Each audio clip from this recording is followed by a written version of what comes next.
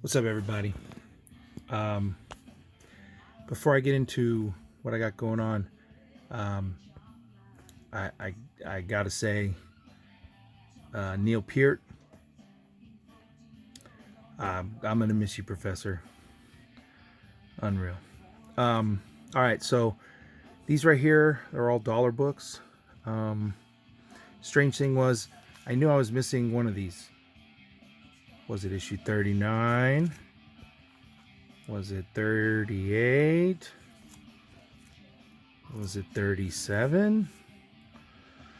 Turned out it was 38. But they're all Mark Brooks covers, and I got them for $1, so whatever.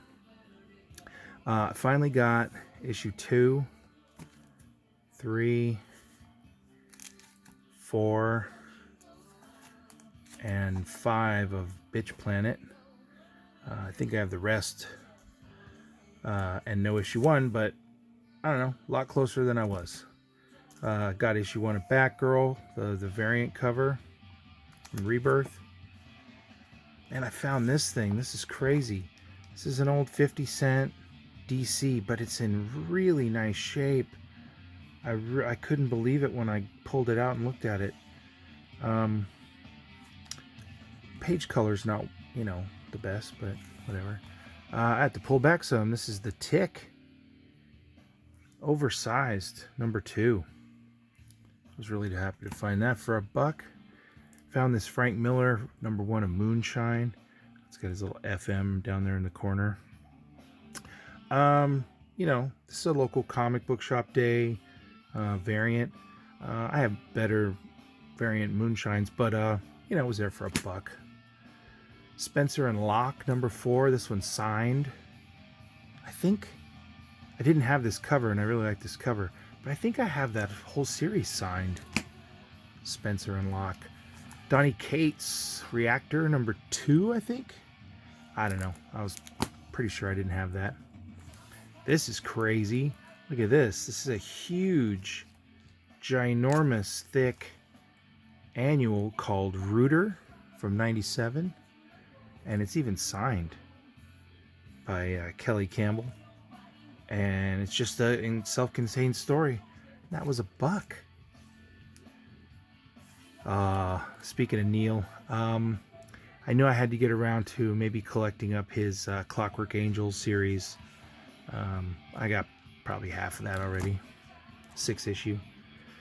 This came from an auction, just kind of ended up winning some random auction.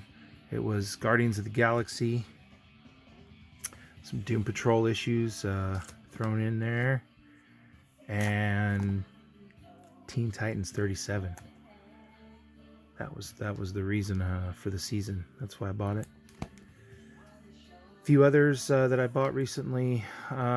Managed to find Love She Offered, number 3.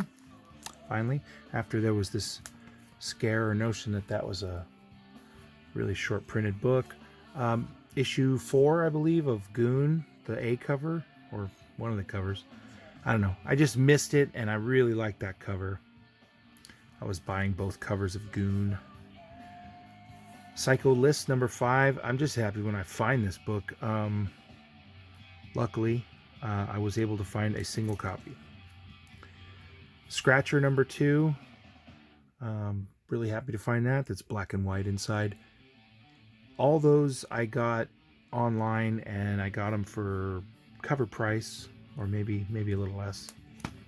So I was stoked about that. This was another purchase that ended up getting DMZ number 1.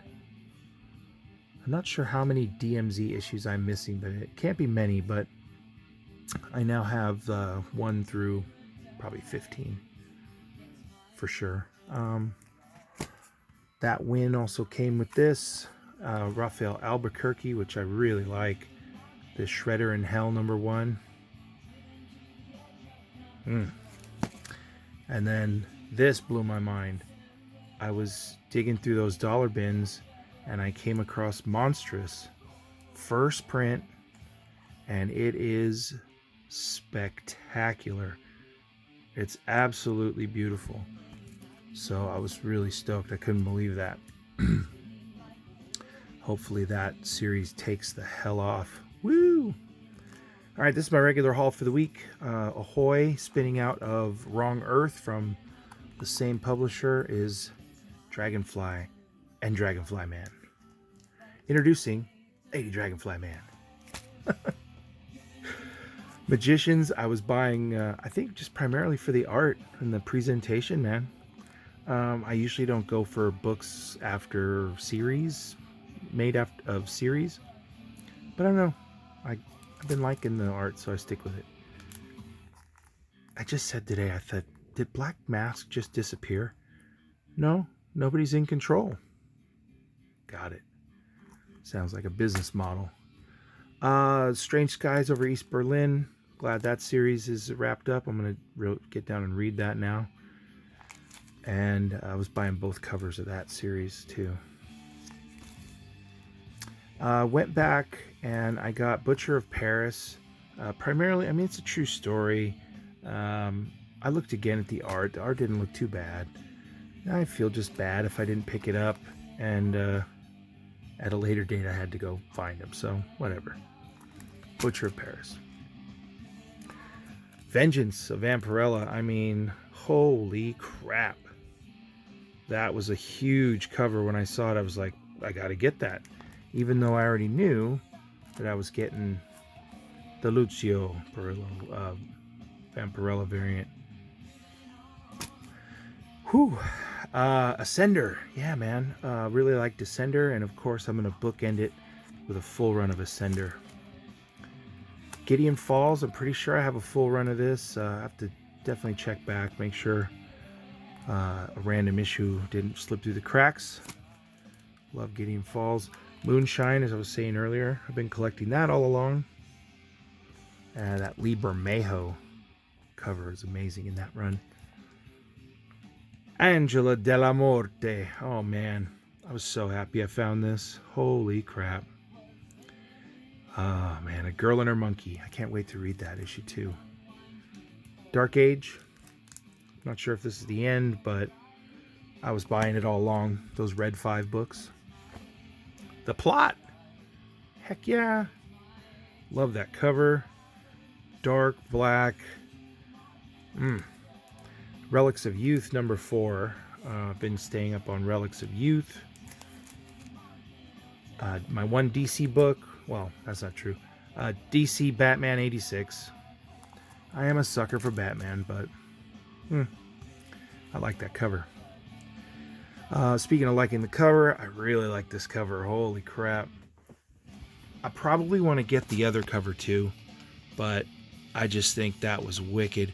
And the art inside is just, it's stupendous. So, hats off, man, to Black Label, at least, you know, these titles like this that are just knocking it out.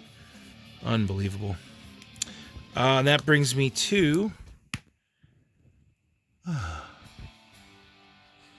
pause. No, brings me to the last here. I'm going to show these two slabs, and then if anyone's not interested to follow the rest of the video, I understand, but I'm going to show my Arsenic Lullaby run. So, Moon Knight 9.6, white pages. I was so stoked when I picked this up. I think I got a really good deal on it, like $30 or something like that. So stoked for that. And I also, from that same location, picked this up. I was really happy to see a 9.6 in this 5 Ronins cover. It's just absolutely brilliant. And I kind of like, I have a Psylocke cover collection, so whatever. Anyway, that was fantastic. All right, now, Arsenic Lullaby. I don't even know what to say. I was supposed to show you guys a signed copy number 1, and then this regular copy number 1 of this really hard series to come by. I just have my number 1 because there was a mix-up. I bought the number 2 signed, and the number 1, and the number 1 didn't show up. Some other funky, weird issue did, so I'm gonna have to deal with that. Issue 2, the regular copy. Issue 3, that's like I said, this is twisted, man. You guys don't have to stick around if you got other stuff to do. It doesn't involve Headless. This is Voodoo Joe, the creator of Much Mayhem, and he has this particular thing out for Girl Scouts. And anyway, I think it's just crazy to have a run like this, especially this grade.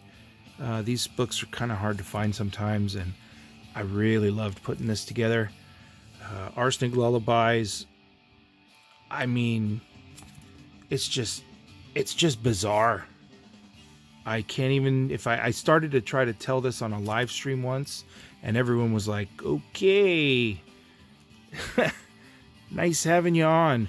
But it's just fantastic. Just some really messed up humor. Will work for skin. This guy is one of the characters, doesn't have any skin. And yes, that's a baby on a ledge. I don't even want to say what's going on here. But I mean, you know, there is a Christmas issue. He gets some skin for Christmas. Ay, this is, that's babies. That's, oh my goodness. I love Donut, Mr. Donut. He's great. Get back in there, you. Get back in there. This one here is a signed, I think this is issue 16. This was like a special deal. I got 2 copies. And this, I think, is the last issue, issue 17. Yikes.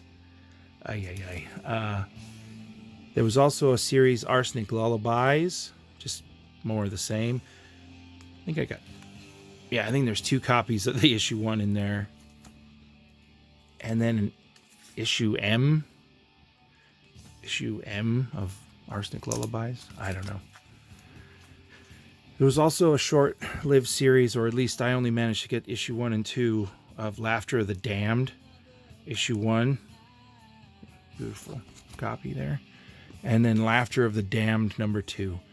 There could be an issue 3 out there, I'm not sure, but these were really hard to find. All right, everybody. That's it, man. That's the extent of the madness today. Take care, everybody, and thanks.